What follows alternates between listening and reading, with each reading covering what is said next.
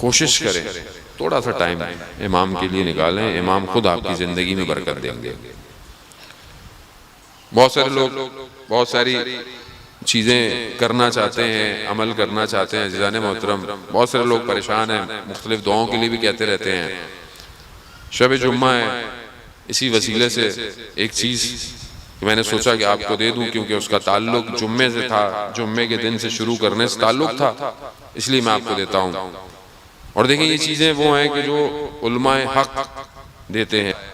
امام خمینی بھی کہتے تھے اگر کوئی عمل کرنا چاہتے ہو تو کچھ دن روزے رکھو، اس کے بعد عمل کرو، اور پھر محنت بھی کرو ان اسباب کے لیے، نہ کہ ہاتھ میں بیٹھے ہوئے بس پڑھ دیا کچھ آ جائے گا، ایسے نہیں ہوتا، اسباب نہیں ہے۔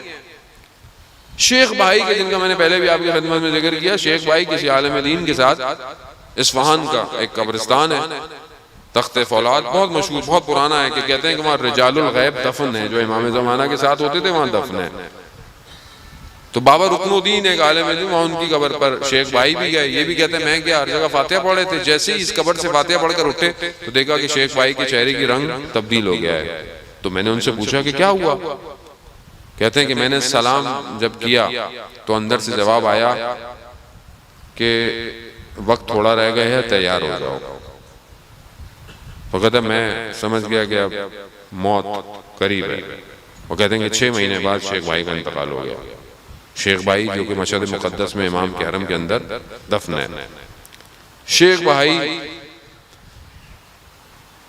کے لیے ایک شخص آیت اللہ حسن زادہ عاملی کے شاگرد نے بھی کتاب میں نقل کیا ہے، بہت پرانی کتاب ہے، بہت پرانا پرنٹ ہے، جو ہے وہ جس میں علماء کی سیرتیں بیان کی گئی ہیں، اس کے اندر ہے روزگاران کتاب ہے، اس کے اندر اس کو ذکر کو نقل کیا ہے۔ ایک شخص کہتا ہے کہ میں نے کتاب میں ایک ذکر دیکھا جو شیخ بھائی سے منسوب تھا کہ اس کو ذکر کو 100 دفعہ پڑھنا ہے اور 10 دن تک پڑھنا ہے، اور اس میں کتاب میں تھا کہ بدھ سے شروع کرو یہ ذکر اور جمعے پہ ختم کر دو، اور اگر تمہارا کام نہ ہو تو مجھے برا بھلا بولو۔ شیخ بھائی نے لکھا ہوا، اب وہ طالب علم تھے، اس نے شروع کیا، جمعہ آیا کام ہی نہیں ہوا۔ تو انہوں نے شیخ بھائی کی روح سے کہا کہ دیکھیں مسئلہ نہیں ہے، لیکن اگر یہ کسی نااہل یا کسی ایسے شخص جو پڑھا لکھا نہیں ہے، باشعور نہیں ہے، اس کے ہاتھ میں لگ جاتا تو وہ آپ کو برا بھلا بول رہا ہوتا، میں تو اجازت نہیں دیتا کہ میں آپ کو کچھ کہوں۔ اب یہ پریشان ہے۔ اسی کا بیٹا کسی ایک ایسے شخص کے پاس جاتا تھا، آغا جنی کے پاس، جنتی کے پاس، کہ جو روحوں کو بلانے کا علم رکھتے تھے۔ تو کچھ دن بعد بیٹا گھر آیا، کہنے لگے کہ وہ جو جن کے پاس میں جاتا ہوں انہوں نے پیغام بھجوایا آپ کے لیے۔ کہتے کیا؟ کہا شیخ بھائی کی روح نے آپ کو بلایا۔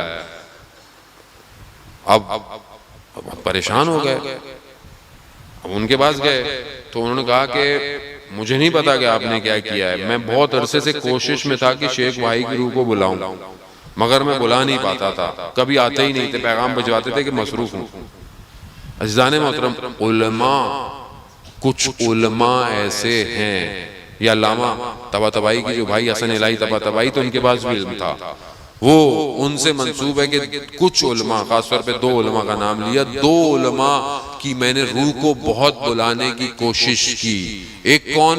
ایک سید ابن طاؤس، جن سے آپ مستند مصائب سنتے ہیں، اور ایک سید بحر العلوم کا۔ ان دونوں نے مجھے پیغام بھیجایا کہ ہماری نوکری اس عالم میں ایسی ہے کہ ہم وہ جگہ چھوڑ نہیں سکتے۔ کہا کون سی نوکری ہے؟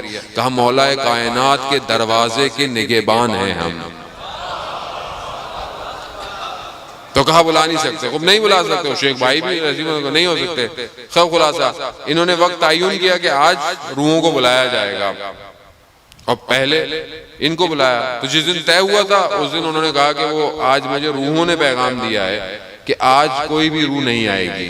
کہا کیوں؟ آج آیت اللہ حجت جو کم میں دفن ہے ان کا انتقال ہو گیا ہے، اور ساری روحیں ان کے استقبال میں کھڑی ہوئی ہیں۔ کیوں کھڑی ہیں؟ کیونکہ ان کا امام زمانہ سے بہت زیادہ مستحکم رابطہ تھا۔ علماء اللہم صلی علی محمد۔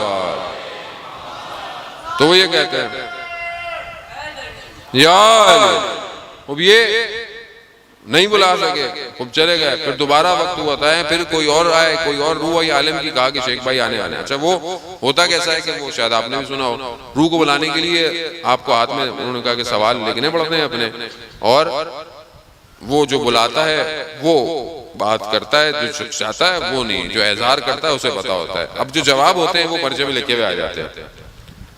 تو وہ جب پہنچے تو ان سے کہا گیا، کہا کہ ہم نے تمہارے اخلاص کی وجہ سے ہم آئے ہیں، کہ جو تم نے اخلاص دکھایا۔ کہا وہ جو جہاں سے تم نے اس ورد کو پڑھا تھا اس میں تحریف ہوئی بھی ہے، ورد صحیح ہے، ورد بدھ کے دن سے نہیں جمعے کے دن سے شروع کرنا ہے، اور پھر 10 دن یعنی اتوار کو ختم کرنا ہے، اور 100 دفعہ ڈیلی پڑھنا ہے۔ کہا اس کو پڑھو، کہتے ہیں پھر ہم نے بعد میں اس پہ عمل کیا، اور وہ ابھی 2-3 دن ہی ہوئے تھے، جس عالم نے ذکر کیا ہے کہ انہوں نے عمل کیا، ہو گیا۔ اب عزیزان محترم میں نے بھی عمل کیا، بہرحال ہو گیا۔